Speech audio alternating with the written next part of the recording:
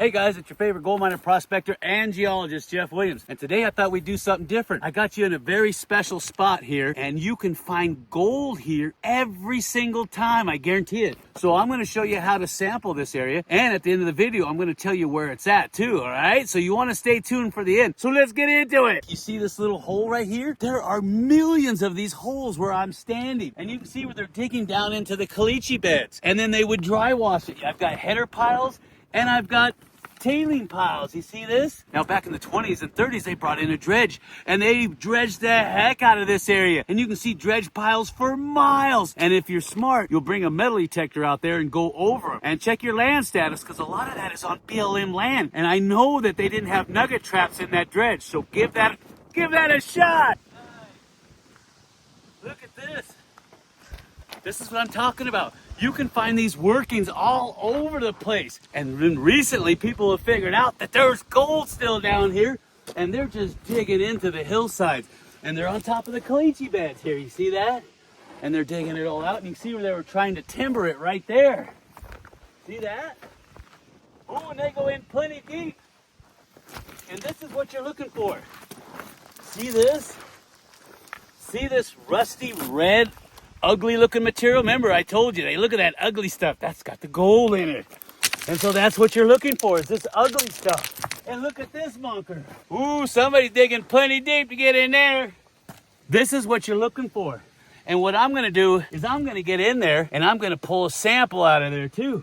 And instead of digging all day, what I'm gonna do is just get down onto the caliche beds and use a vac pack. And that's what you should be doing too, is when you come out to these areas and you see that there's obvious diggings, sample first. Find the best place that has the highest concentration. Because why do you wanna just jump in one hole, waste all your time, when there could be other areas that are richer? That's why they call it sampling.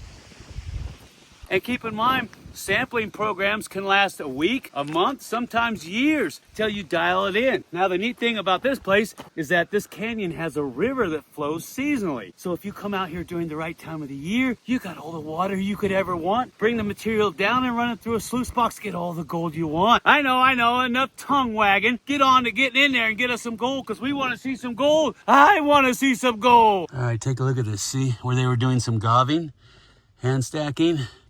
Now you can see the layer right there. You see it in the back? See all those cobbles, the darker ones, and they're resting on that fine silt, and then on top of that caliche. That's where the gold is going to be hiding. And we're going to get in there and sample, and then we're going to pull samples all along this whole area. And then we're going to see if there's enough gold to come back here and then use a dry washer, because there's no water in the creek right now. And I'm going to explain all the steps that I go through so you can do the same thing.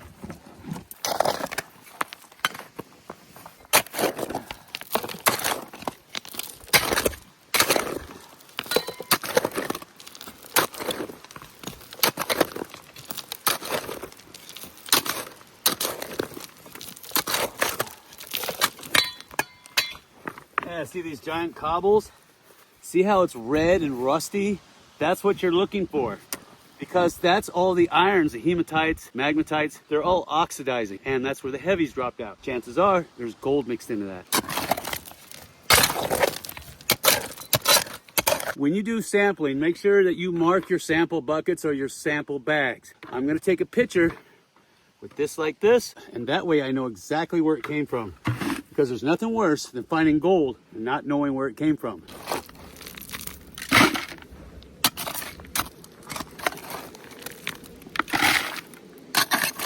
Now I'm going to pull a sample from down onto the caliche bed as well. And that's why I brought this guy. These are little tiny shop vacs. And these are great for sampling on top of bedrock or false bedrocks. If it's got a trap, I usually take the filter out to increase the airflow, because that dust will plug it up really fast. Now, take a look at this. You see where I've got all this overburden and it's got that light tan color to it? And look, I got these cobbles down here. Do you see the distinction in color difference? See how it's red? And those are the irons that are oxidizing out in this layer. And this is a good area to look for gold, because chances are, if there's a lot of iron staining, there could be a lot of gold. Look at that.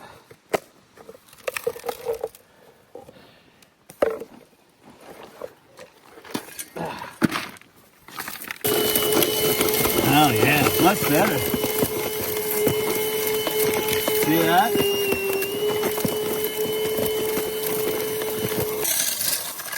Oop, I don't think I'm supposed to do that. This is the dangers of drift mining or cutting underneath these banks to get to these old channels or tertiary gravel, is that this stuff is extremely soft, especially when it's wet. And if you get people digging into it that don't know how to properly shore it up, you're gonna get collapses. And you can see they're just using little 4x4s here. They don't have any type of a cap on them. They just have it shoved in there. And look what happened.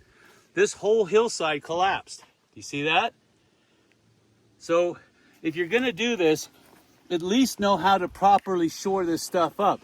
And I've made countless videos on how to do that. So if you got questions, just ask me. I'll send you a link to how to do this, because this will kill you right here in a heartbeat. This stuff will fall on you, suffocate you, especially if you're alone, and this is where you're gonna die. It's not worth it. No gold is worth it. If you're gonna stick 4x4s in here, you better have some type of a cap on it, all right, to support the rest of the weight, because this is like trying to hold it up with a toothpick. Now, look at the size of the cobbles and boulders that come down here. That took a lot of water to move it, and that's a good sign. But what I don't like is that it's resting too high up off the caliche beds. You can see where they're getting down into the silt material. Now, I don't think there's gonna be much gold in that compared to the other side, but I'm still gonna sample it, especially where the larger cobbles are right in there. Wow, see this? This is the pond that people make to collect the water when it comes down after the thaw.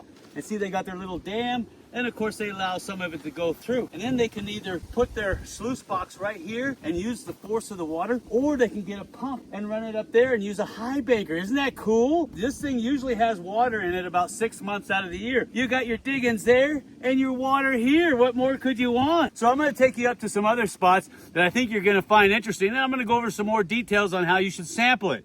And remember, if you're gonna do any type of undercut work, you have a second person with you, and you make sure you timber that thing, shore it up properly, because those things are death traps. Wow, look at this. See this?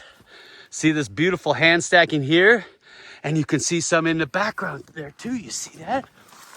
Yeah, look at that. That's some good looking hand stacking. And you'll see this all the way up and down the canyon. Now, I know a lot of you old timers have heard me say, look for hand stacking. But for you new folks out there, hand stacking is a clue that there's placer gold right below it. And that's where you should be looking, because a lot of people think, oh, the Chinese got all the gold. Yeah, but after they left, after 130 years ago, the gold keeps replenishing. So get back in there and find that gold. Mm-hmm.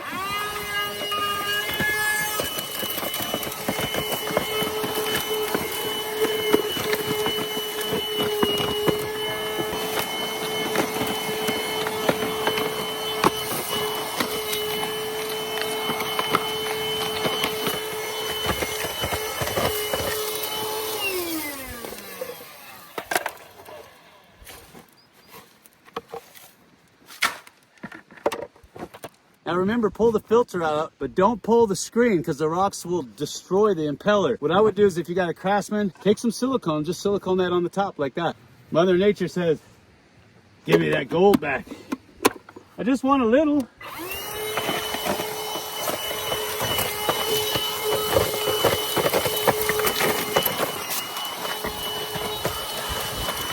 Now if you get a chance, I highly recommend you getting the DeWalt. It's got a long hose on it, and it's got a larger capacity than these guys right here. That way you don't have to keep doing this every 20 seconds. And like I said, it's great for pulling a quick sample to find out what kind of material you got, so you can go back with a dry washer or a high banker.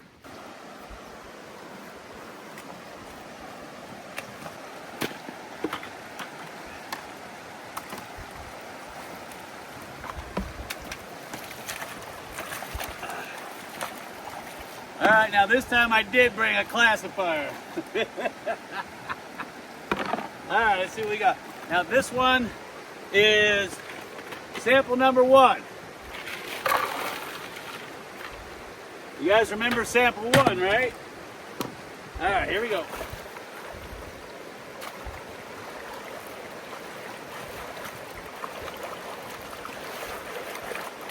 Stratify.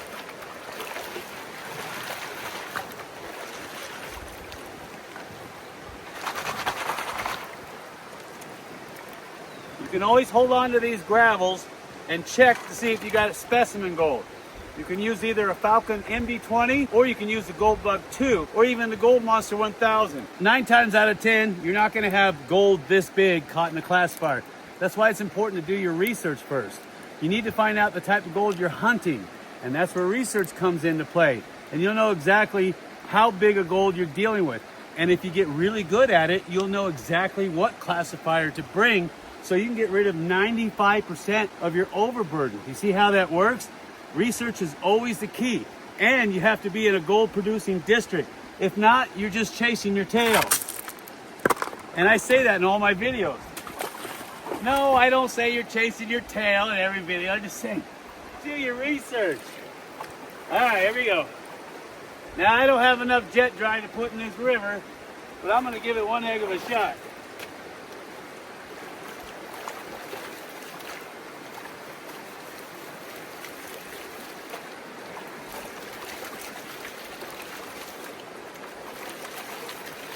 Now what I'm doing is I'm stratifying and I'm getting all the heavies to drop to the bottom. Most of you guys should know that already. But for the ones of you out there that don't know, remember, stratify is the key. Because gold is so dense, as soon as you do this, it'll drop to the bottom. And I've made many, many videos on that. Gently wash it out. Bring it back in, stratify, tilt to the front, wash it out. Nice and easy. All right, moment of truth.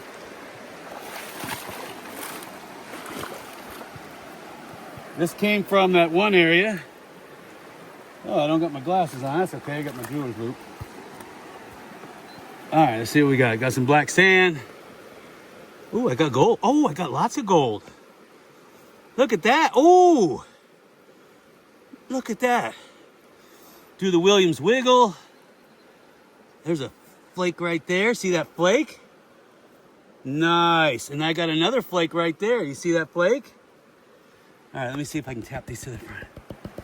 That's not bad. That is not bad for just a little tiny sample.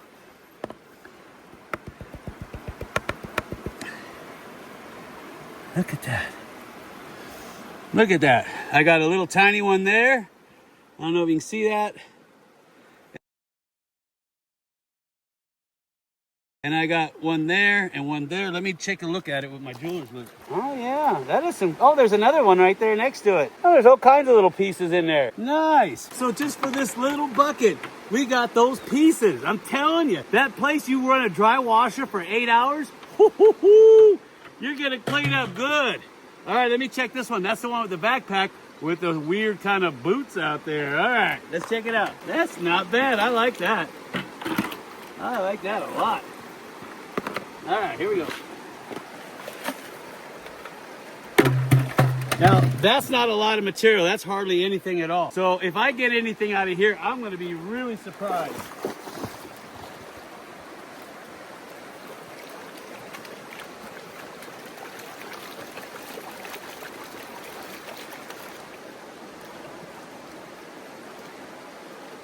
I can't believe how calm it is down here as compared to up there. Man, it was killing me.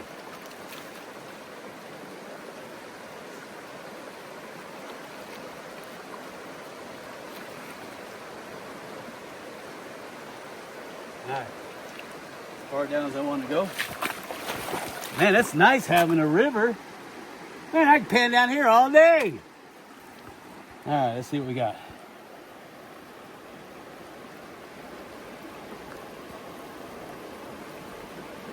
I got a little bit of black sand. Tap, tap, tap, tap, tap. Williams wiggle.